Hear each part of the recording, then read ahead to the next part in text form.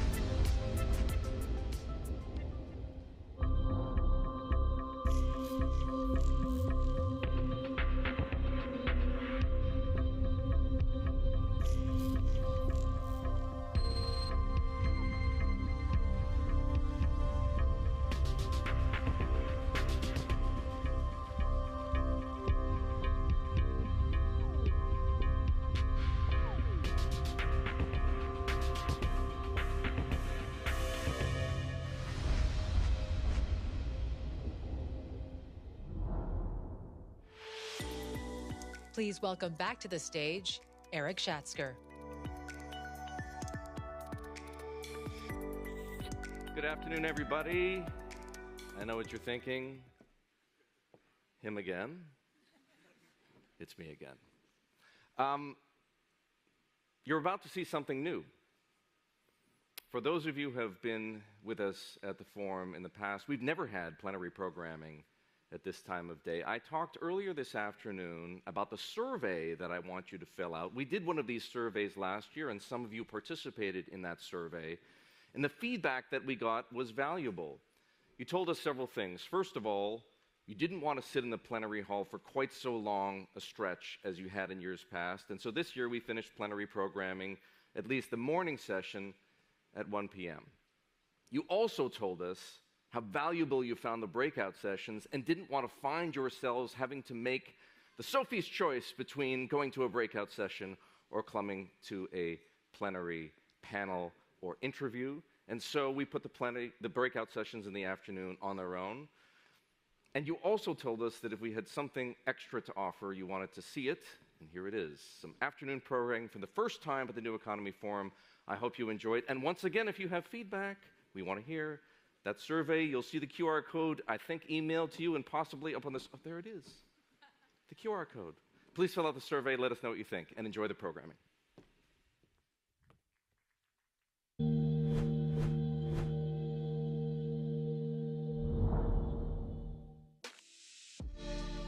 Please welcome to the stage Head of Economics and Government of Bloomberg, Stephanie Flanders, Editorial Board for Bloomberg Opinion, Nissid Hajari, Editor-in-Chief for Bloomberg, John Micklethwait, and Senior Executive Editor for Bloomberg Opinion, Tim O'Brien.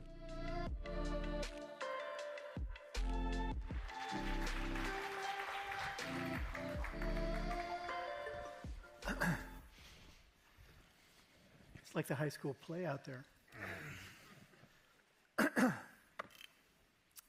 So we're thinking about 2024 as the year of living dangerously, given all of the existential and random bits of chaos that have already come onto the world stage over the last few years. Going into next year, and given some of the conflicts we've all experienced this year, it's hard to imagine that things could get even more tilted, but there's a distinct possibility they could. So we thought we would talk about all of those things, how we got here, and how we might emerge on the other side. Not that we know anything, but we're going to give a good approximation of it to all of you, I hope. So Nissid, let's start by talking about the chaos at hand and conflict at hand in Gaza. You've been watching the Middle East for a long time. You've written about Gaza currently for us in a number of different ways. How are you thinking this is going to play out? Is it too soon to tell? And how much of it surprised you? Oh, I think like many people, the October 7th attack surprised me. I don't think the Israeli response has been that surprising. I think after suffering what felt like a near existential blow, any nation would have responded with a great deal of anger and with a fierce determination to restore deterrence. What is a little bit surprising, and I think hopeful, is that we're a month into this now, and the conflict has not expanded. There's been some fighting up in the north with Hezbollah. Iranian officials have been making various threats, but diplomacy behind the scenes, deterrence in the form of U.S. carrier groups sent to the region, has, thus far at least, been able to prevent the worst, which would be this conflict spreading to the region, disrupting oil supplies, dragging in the U.S. and Iran, and so on. So in that sense, there's something relatively hopeful about this. The problem is, it's not clear, I think, to anyone, perhaps even the Israelis themselves, what the end goal is here. When they want to destroy Hamas, they want to dismantle its infrastructure in Gaza. They don't want to allow Hamas to have any role in any future governance of Gaza, all of which are legitimate and I think understandable goals. How do you measure those is unclear. How long it will take, how long the U.S. has to protect Israel diplomatically until it can accomplish those goals, I think are all very, very uncertain still. But in your mind, diplomacy, at least backdoor diplomacy, has an effect? I think it must. I mean, you can look at Anthony Blinken's trip to the region and say, well, he didn't get much from Arab nations, right? They're still pressing for a full ceasefire. They are refusing to sort of support Israel even a little bit publicly. The U.S. can't go in the region and dictate behavior anymore, right? If we ever could, it's certainly not possible now. But again, Iran has various reasons not to expand the conflict, but also reasons that it might seem in their interests. The fact that they haven't yet, I imagine, has quite a bit to do with diplomacy and deterrence as well. Possibly diplomacy by the Chinese as well. I mean, China has more influence over Iran than the U.S. does at this moment, and it would not behoove. I mean, China has no interest in seeing the conflict expand either. So I would imagine they're speaking to them behind closed doors. John, when we were here last year, you interviewed Zelensky, and Russia's invasion of Ukraine was the conflict front of mind. It hasn't receded, but it's certainly been overshadowed recently by Gaza. But there it is. It's an ongoing conflict. It's reordered alliances in Europe. It's revitalized NATO. It is getting people to contemplate being as robust towards Russia as Russia has been more outwardly. How do you see that playing out now that we've got yet another front, if we were to call it that, in global conflicts? I think you're right. I mean, there is definitely, you heard it with Hillary Clinton, there is pressure in Congress, there's pressure on the campaign trail that because of what's happening in Israel and Gaza, alongside other imperatives, for everything from border to spending money generally, there are people inside America who are saying, maybe we shouldn't do so much in Ukraine. And indeed, I think one of Putin's main aims at the moment is to wait it out and to see what happens either in Congress or potentially, again, as Hillary Clinton pointed out, in the presidential race to give him some hope. And it does feel, in terms of the conflict, that Ukraine had this opportunity during the summer. Some people say they sort of broke through at one stage in June, but they did not consolidate it. And it settled into something of a ceasefire, well, not a ceasefire, a stalemate, but with Russia kind of beginning to have some superiority, certainly in terms of people, possibly in terms of drones, and also on top of that, with these new missiles from Iran, inevitably, that have the ability to hit Ukrainian infrastructure. So in terms of, are we moving towards a kind of a scene where you could imagine a ceasefire there? I think you're probably looking at the end of the winter, because either the Ukrainians will, by that stage, have managed to keep the Russians moving around enough that it gives them another chance to break through. But if the Russians have merely rebuilt their defenses, then we're back in the stalemate thing. But on top of it, I think that's the one moment where you could see both sides realizing that they perhaps could not achieve their full goals. And again, very similarly, I think, but that in the Ukraine conflict, there's no doubt that China could do a lot if it wanted to. They're the people who persuaded Russia not to use nukes or to kind of put that to one side. But so far, at least, they tend to look at this as being Russia, this is America's problem. It's Europe's problem. They've got a long border with Russia. Russia's been an ally. Why should they do anything? So at the moment, maybe next summer, but early next spring, there might be a chance of talks, but not until then. So, Stephanie, John has invoked China and whether or not China wants to play a more proactive and overt role in any of this. China is certainly a reluctant global player. I think it thinks very strategically and narrowly in a lot of ways about its own interests. And then there's this sort of wild card issue since we're talking about conflict, that's been hanging over global positioning and the U.S.'s role in this era, whether or not China will be more aggressive towards Taiwan, whether or not China would ultimately invade Taiwan, whether or not China will continue building out its presence in the South China Sea, its own sort of muscular approach to its neighbors in the region. How do you see China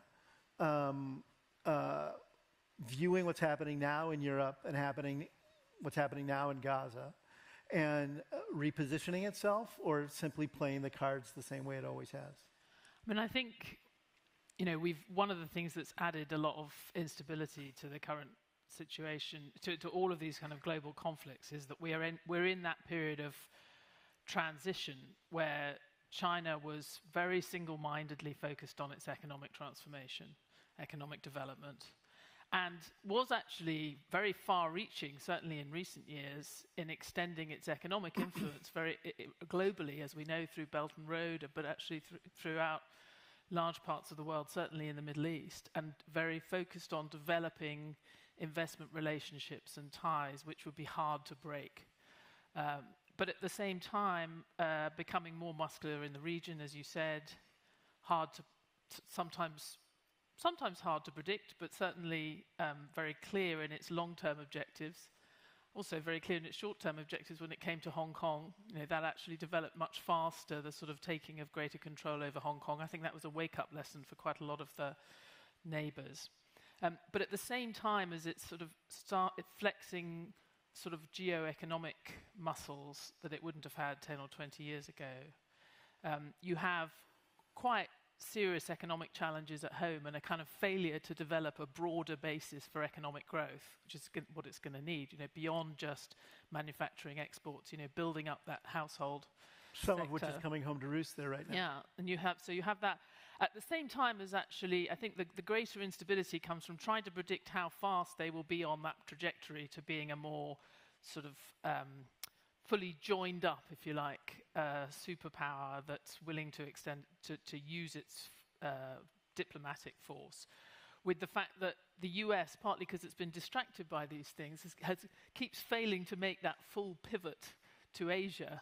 And we heard actually in a session earlier this week from Jenny Welsh, our chief geoeconomics analyst, who was working at the National Security Council, the frustration of an Asia expert that's been waiting for the US to fully focus, and certainly a lot of countries in the region wishing that the US would be more consistent and focused on its approach. We have seen a sort of new web of partnerships and alliances with Australia and other countries, but always affected by the domestic political situation in the US and uncertainty about where the US really stood. So I think it's that combination of sort of, and I think we'll probably talk about, China in its transition to a full superpower,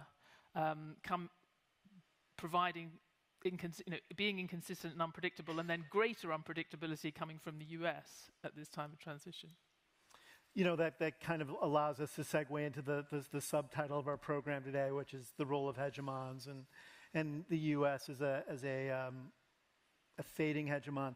I sort of don't believe in the idea of hegemons, but John, you have imaginatively and courageously written books about this. How do you think about the U.S. right now in this moment, and then the broader role of do hegemons really exist, and do they end up making a difference when chaos and conflict are afoot?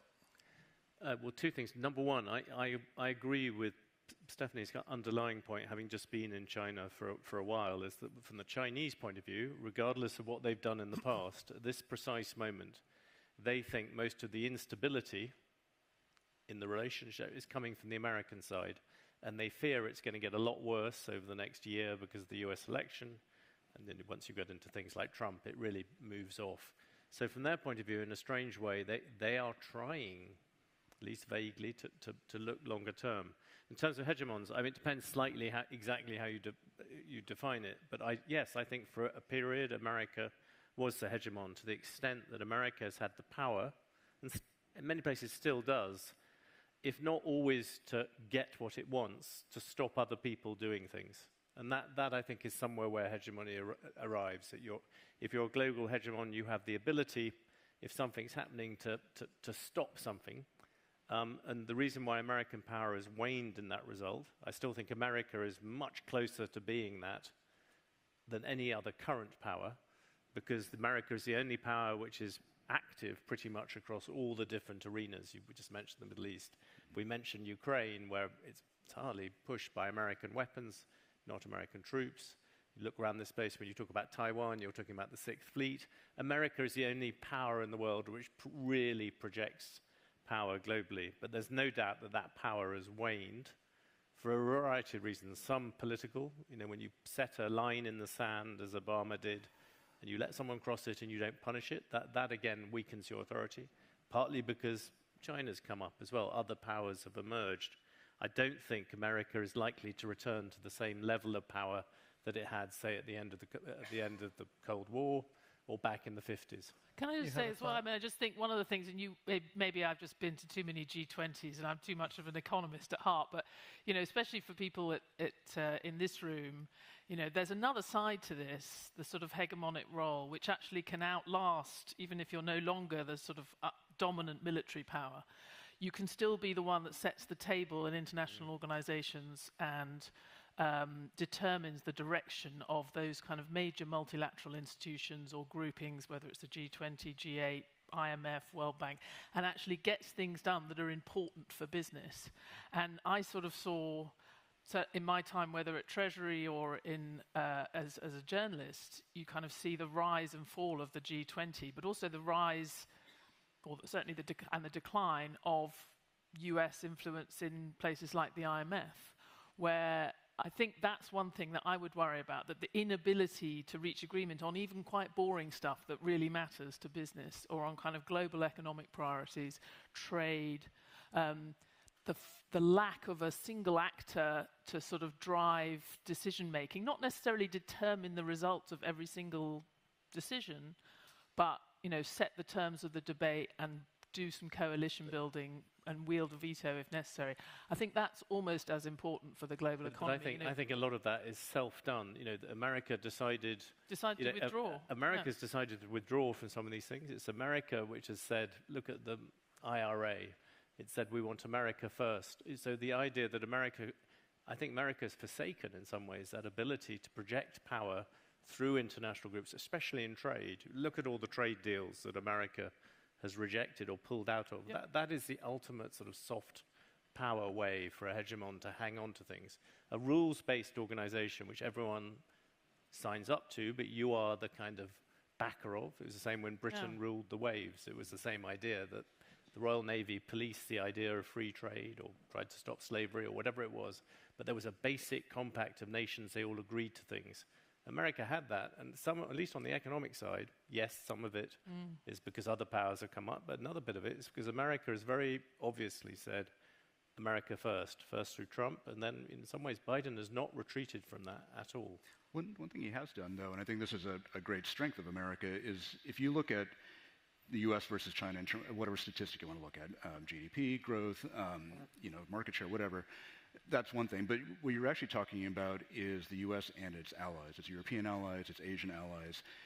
Economically, militarily, technologically, that grouping far outweighs in clout China or any other power in the world today. And one thing the Biden administration has been good at is nurturing those relationships, tightening them with the U.S., but also you see them now improving their relationships with each other as well, right? So Japan and the Philippines developing defense ties, Japan and India, and so on. And maybe this is partly insurance against what happens in the U.S. election next year, but it's an overall good thing for like-minded countries who look to the U.S. for some degree of leadership, but also just share values to be strengthening their ties with each other. But, another factor in this, though, when we're talking about, the U.S. stepping away from trade relationships or the IMF not being as potent as it once was, I also think the global South is looking at these international actors in an era when there's more transparency around cause and effect and just access to information. And I think the free trade globalization regime has come into question starkly. I think it's one of the reasons there's political upheaval and friction in so many places is I think workers aren't buying the myths. I think other international actors aren't buying the myths that globalization in and of itself and free trade in and of itself are unmitigated virtues. And I think I think we're in the early stages of resolving that. I think there's going to be a burden on advocates. I think we're already seeing it politically because there's a long history in which, yes, free trade has been liberating. Free trade has knitted the world together. globalization, we're all here together because of globalization. And yet, there's been some real downsides to working class residents globally, and that's now expressing itself politically. And it's going to be hard, I think, for global players to reclaim the high ground around that particular argument.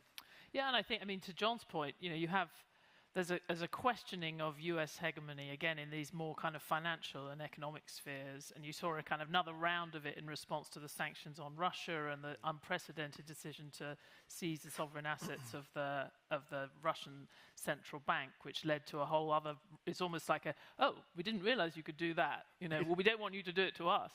There was a whole sort of circling of that, but that, if to the extent that the US and the US's allies are kind of shocked and concerned by that, some of the biggest critics of those same institutions, that same model of globalization, have been inside the US itself.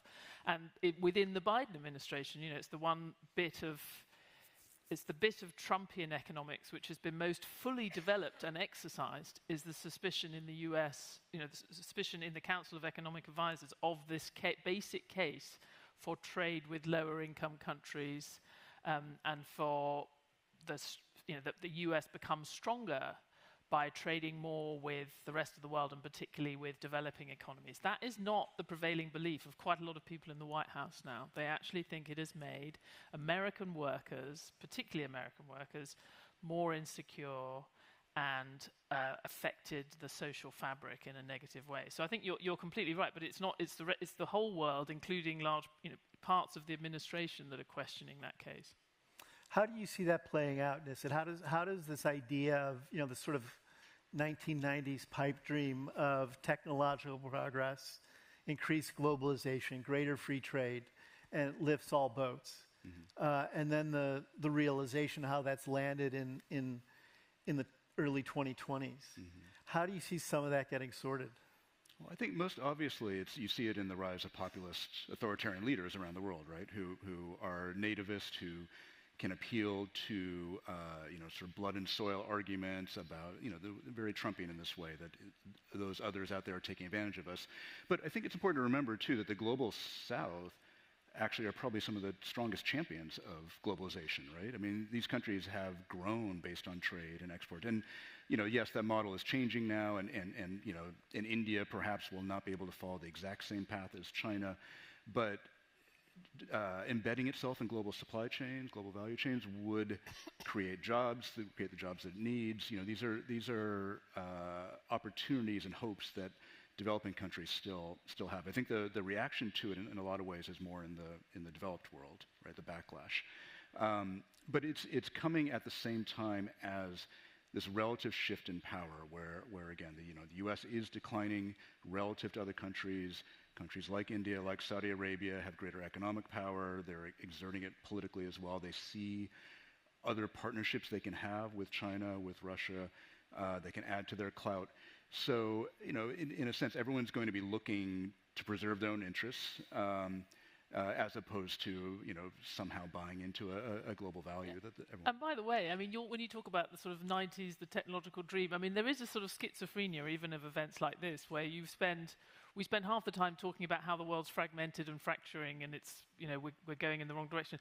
But then all the other sessions are about AI and digitalization and how it kind of inevitably is going to bring us all together. And the businesses are focused on that piece much more, as much as they are on the geopolitical threats. And they're, in some sense, they're still betting with their feet that that kind of microeconomic forces of integration that come from technology, from having, being able to use workers from all over the world because they can speak English through machine translation. All of those factors are going to be ultimately too strong for governments to. But don't you think even that there was an evangelical sort of belief in technology for technology's sake, that it was a sort of a new kind of business that was liberating in an era when globalization was afoot and free trade was widely embraced, and there's a sort of questioning of some of the roots of this even within the business community, and how the business community thinks about communicating its own role in the world and its own place in the world. Well, I guess that's partly also that all of these altruistic, do-gooding people in that world have also made so much money that people have kind of and collected so much information. I think I think liberal globalization is a bit like democracy. It's the worst system apart from all the others. And I think what you're seeing at the moment, it's interesting that China's out there saying globalization's great. What are those useless Americans doing, and why are they hitting us with CHIPS Acts and these things? India, I think, is really interesting. Is that India has some of the highest tariffs, some of the most protectionist. If India starts to manufacture, starts to do all the things we expect, I think you can discover Mr. Modi will probably no longer be quite so keen on fortress this and fortress that, and that will change. And I think there is still, there is still an element about those sort of ancient wisdoms, as I would say it, that still has some power. And you can see it in technology, you can see it in all these different things. So that it's one of those ones where, yes, you have, I think we've got much more sophisticated about different ways that you need to think about it. There was a lot of kind of blind faith about it, I think probably again in the 1990s. But you look at Singapore, this is a place, perhaps more than anywhere else in the world, where you're finding a place which has been quite good at adapting to globalization because it's been clever about how it thinks about education and health and all those things. So I think that there will be, I would expect, yes, there are these fortresses developing, but you wait for 3 or 4 years as these fortresses get more ensconced and the cost of things go up.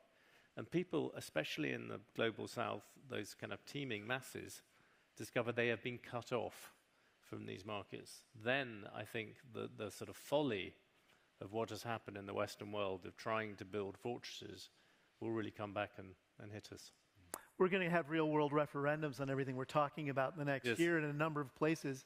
India, as John mentioned, NIST is going to be one of those forums. What is Modiism, and what's the future of Modiism in against all these factors we've been talking about? I mean, at some level, Modiism is like Trumpism, and I'm not saying that to compare those two men, but it's a belief in the wisdom and power of a singular leader, right? It's hard to say that there's a Modinomics or some kind of governing doctrine that guides his approach to the economy. It is both protectionist and open at the same time. Its diplomatic relations are both to grow closer to the West, but also to maintain relations with China, with Russia, everybody else. I think they see themselves as a Kissingerian realpolitik power who is owed almost a greater place in the world and is rising to fill that place and will accept help from those who are willing to contribute to that and reject criticisms from people who don't. All that said, Modi is still genuinely, personally very popular in India. His promise of development of concrete, toilets, gas canisters, things like that resonates very, very deeply among people.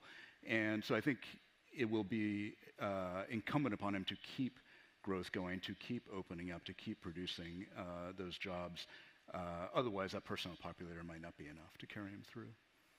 And John, the UK, home to shambolic Tory behavior. Well, I made the case earlier. Stephanie will probably totally disagree, but I made the case. I made the case to Hillary Clinton earlier that Britain is like it's like your nice, sweet old aunt who sits there, seems to be living a perfectly normal life, and then suddenly disappears off as a wild time, romances with several Italian waiters, but then comes back and restores her normal life in a cottage. We're now back, I think, in the sense of having two, as I pointed out, relatively boring leaders. And the choice between Sunak and Starmer may not be an inspiring one, but there's an element after Boris, after Brexit, after that golden brief period of Liz Truss, that we are back in a kind of normal world. And maybe, just maybe, Britain was sort of the Western country that began this descent into semi-folly. Actually, maybe something is coming back. You've got Britain, you've got Greece and Poland, surprisingly realistic, even, one might argue, pro-globalization people that have been winning.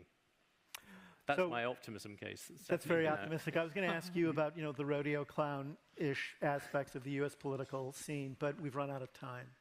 So on that, So I win. Great, so we're not going to tell them what's going to happen next year. You'll have Thank to wait God for for that. You'll wait till next year. We'll tell you what happened. But thank you all. Thanks. Thank for you. joining us.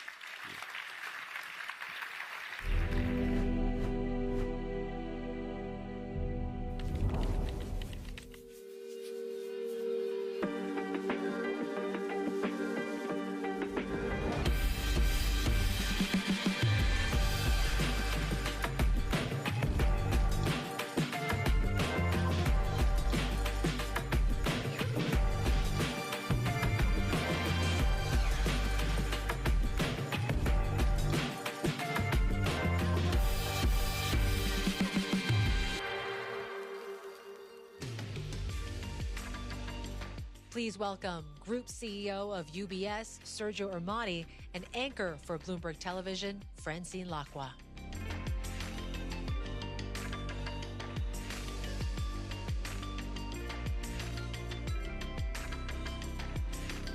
Hi, everyone, and thank you, Sergio, for being here. I mean, we have 20 minutes to basically talk about everything. So we have to start fast.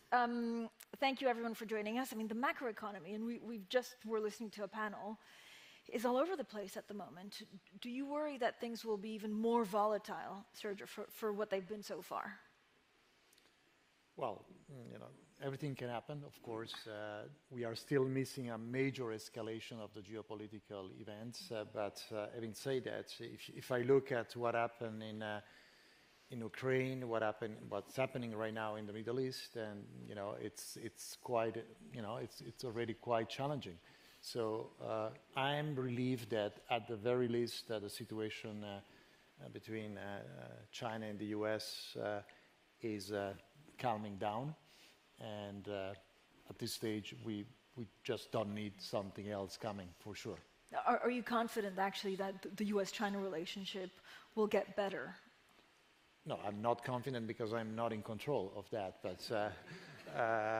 But what I know is that the world cannot afford an escalation, and most likely both countries cannot really afford some things to escalate in terms of economic consequences. I mean, the situation in both countries is fragile, and I guess a geopolitical escalation is not going to be in the interest of both countries. What does that mean for the economy, the uncertainties in the economy and interest rates, and how central banks view the future? Well, central banks seems to also have very little visibility about what's happening. You see the stop-and-go approach on rates. I think that the last round was a sensible pause, but having said that, when I look at, from our standpoint of view, my standpoint of view, when I look at the language, I'm not so sure it's over. And I'm not so sure they really believe rates have peaked. I personally think that I'm more in the camp of high for longer than higher for longer. But I don't see how we can bring back inflation at target. Everybody focuses very much on the big drop, but the truth of the matter is that inflation is well above target rates across the globe, and is much stickier than we think. So I don't see how you can bring back inflation without creating an economic downturn. We start to see it now clearly in Europe, and most possibly also in the US soon.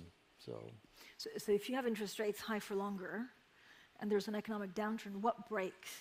Is it companies defaulting? Is it commercial real estate? Or are there other pockets in the market that you worry about?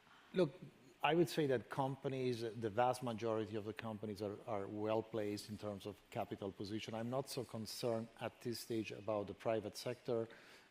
There are, and if you want to look at major events, right, black swan events or things that can really go wrong, history tells us that they usually come from government or real estate.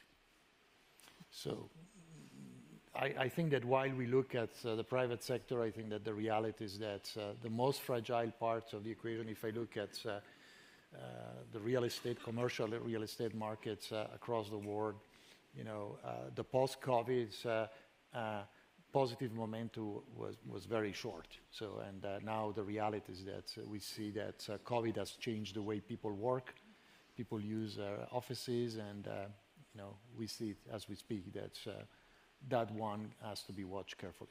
But commercial real estate, I mean, we talk about it so often, and it's been telegraphed so much that surely a lot of the positions are starting to be unwound.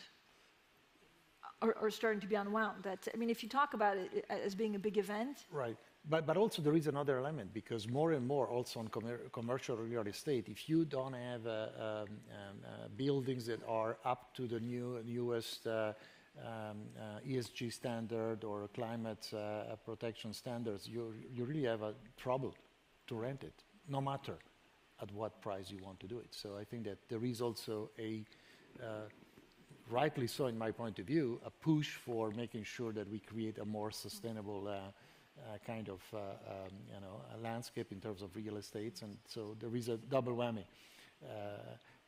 Less demand, and if there is demand, is very specific on new buildings or refurbished buildings that have the quality standards and the sustainability standards necessary. Sergio, you probably have the hardest actually job in banking right now, because you're flying a plane whilst building a plane, right? Because you also have to deal with Credit Suisse. How much time do you spend on each? Well, the first 100 days was at 90% on the integration. Right now it's coming down, but it's still very substantial. I don't expect this to change dramatically from kind of 2/3, 1/3. But it's true that, what I need to pay attention, and we need to pay attention, that clients, I mean, we spoke about the macroeconomic conditions, everything that goes on. We need to continue to stay close to clients. We need to run the business.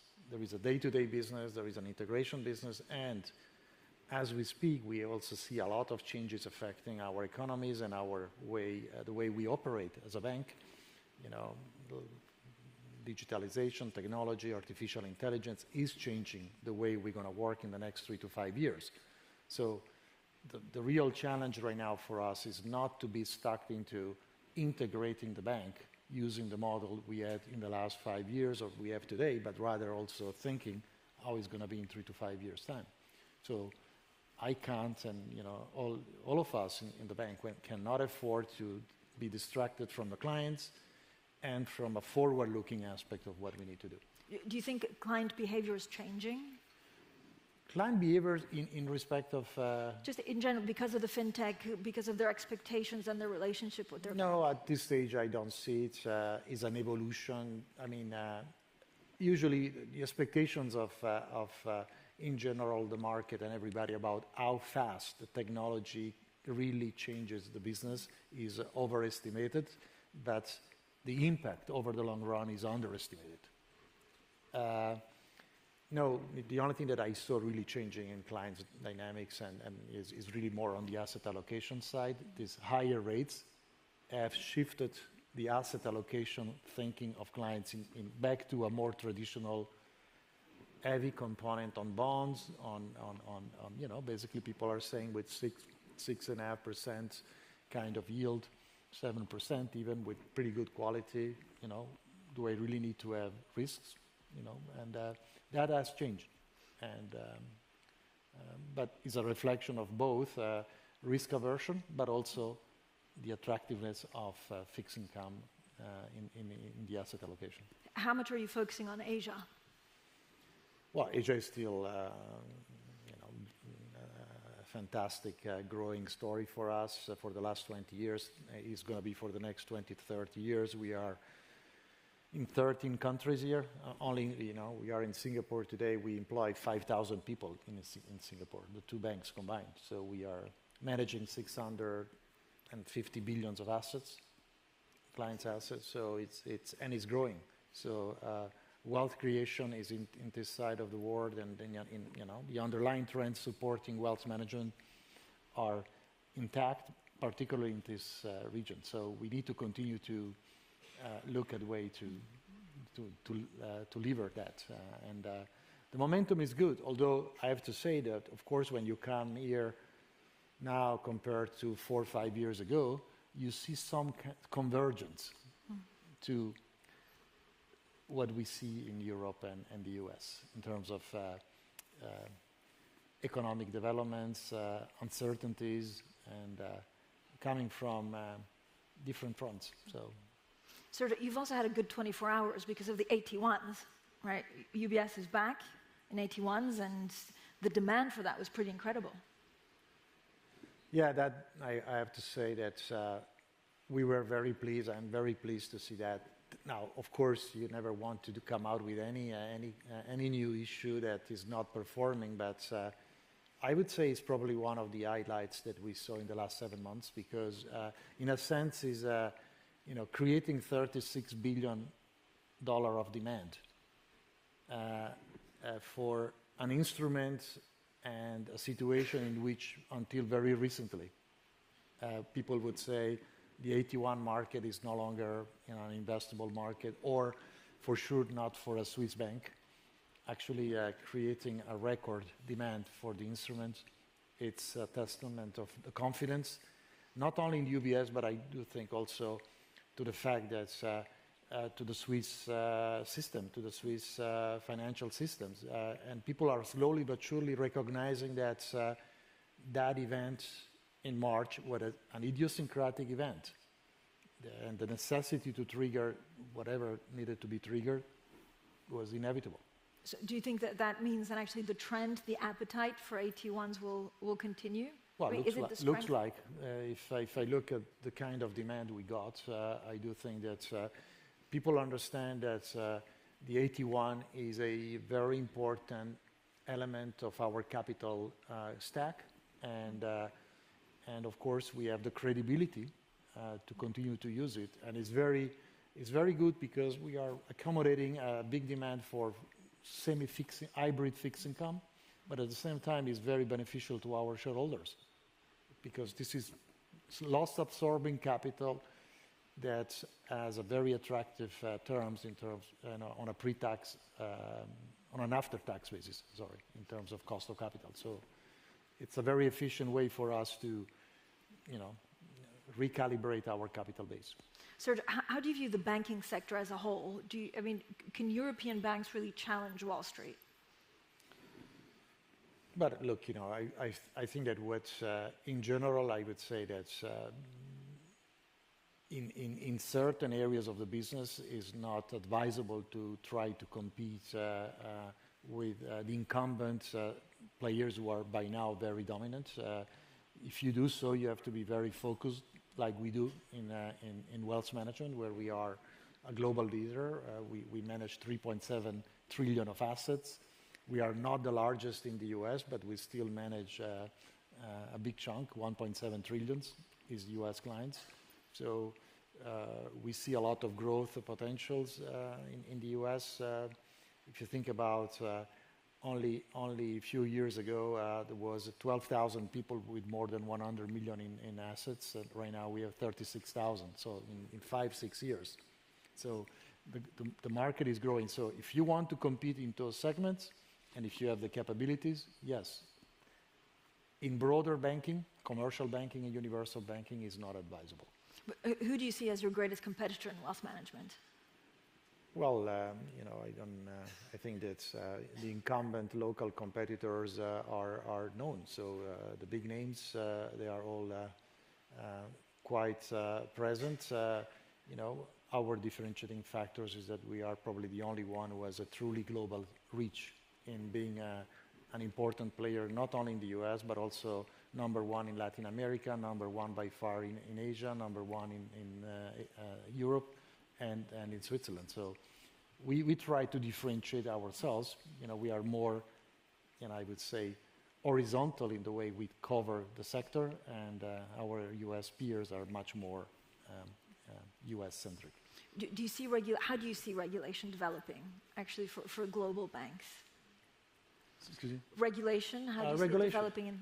Well, regulations, of course, there is, first of all, the finalization of Basel III is something that we knew, we anticipated. That's the reason why, for example, for us, it's going to increase our capital requirements by maximum 5%. So it's okay, and actually is good that we finalize the implementation of this so that we can create a true level playing field. I'm glad to see that the aftermath of what happened in March haven't come to the conclusion that we need more capital or liquidity. If you look at what happened in the regional banks in the US, it is clear that the same regulation, or a big chunk of the regulation that is applied to larger institutions should be applied to big banks.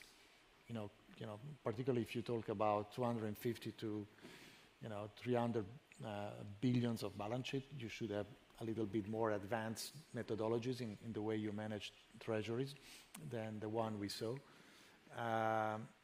And in fact, the larger banks, the GCF banks, were a safe haven, except one, which had a very idiosyncratic problem. So we don't need more capital, we don't need more liquidity requirement per se, but we need to recognize that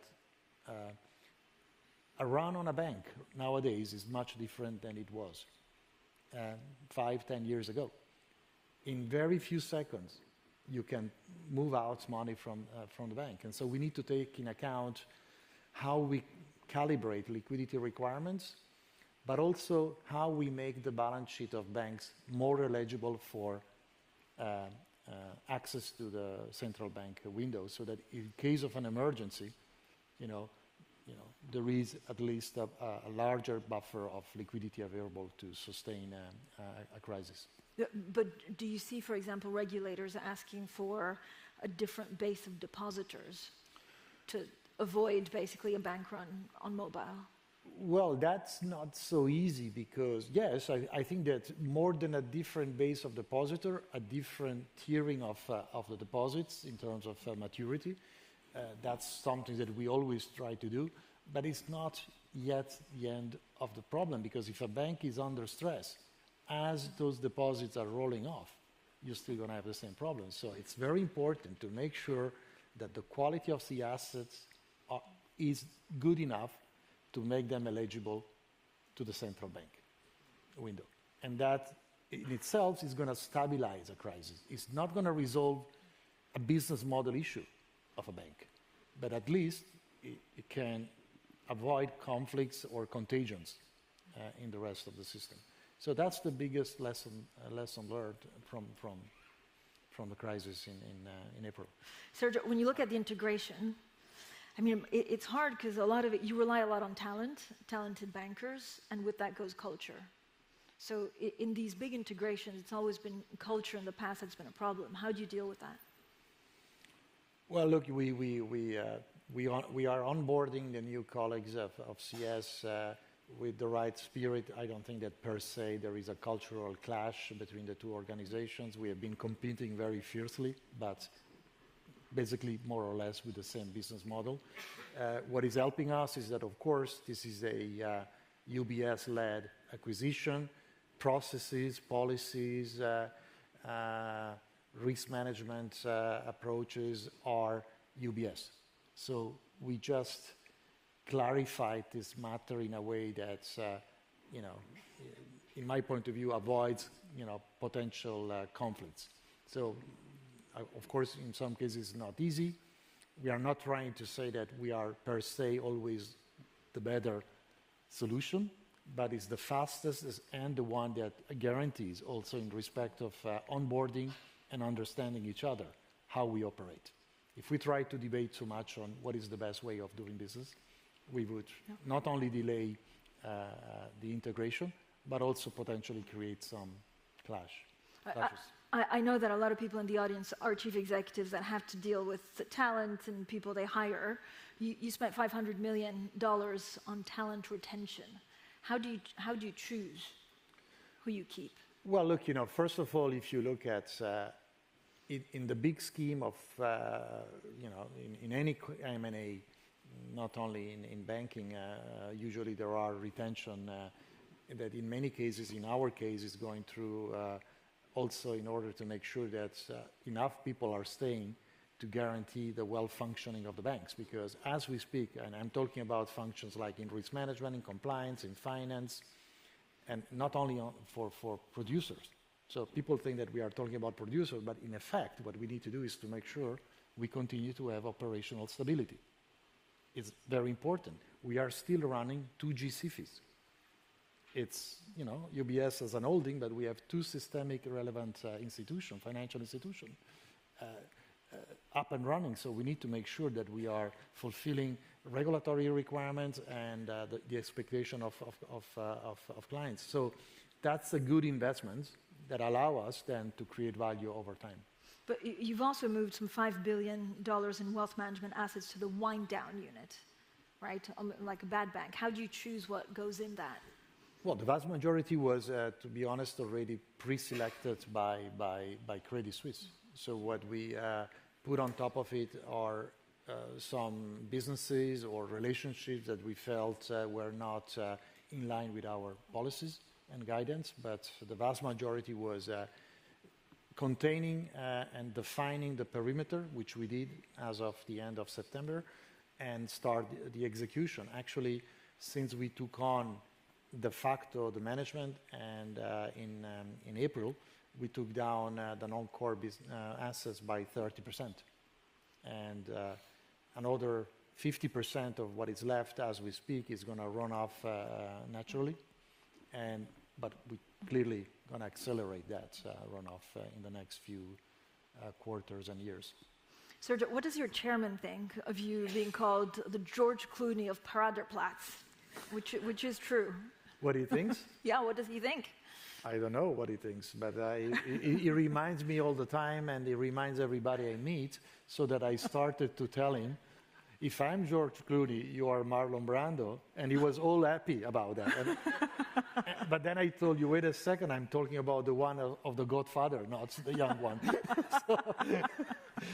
So we took it that way. So. Sergio, thank you so much for joining us today. Thank you. Thank you.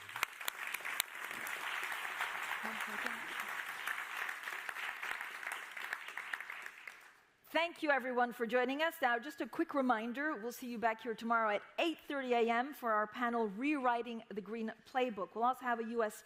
Special Presidential Envoy for Climate, John Kerry, who will be closing our forum with a look ahead to COP28 in Dubai. So have a great evening, everyone, and we'll see you tomorrow bright and early. That's it.